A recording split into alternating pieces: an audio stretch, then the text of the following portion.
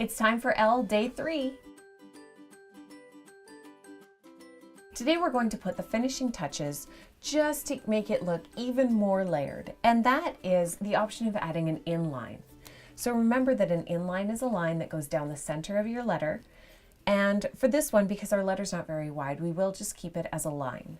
I'm going to be using my mono drawing pen from Tombow, which is a 01, which means that it's really small. Or of course you can use a very sharp pencil or even a pointy desktop pen.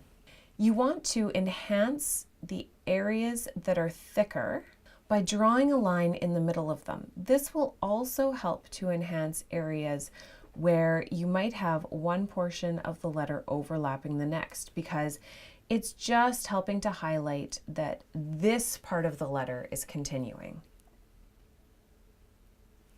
Go slowly for these lines so that you have nice control over where they're placed.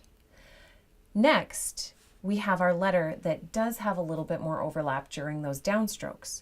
For this, you want to start, and it's easiest if you're pulling your pen towards you, so you might have to turn your page around, but you want to start right up against one of those overlaps and continue right to the next.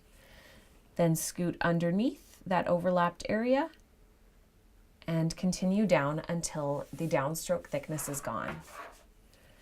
Turn your page around and do the same up on the top. You do want to line up your line so that it looks like it could flow right underneath those overlaps, and then go through and thicken up any other downstroke or thicker areas within the letter.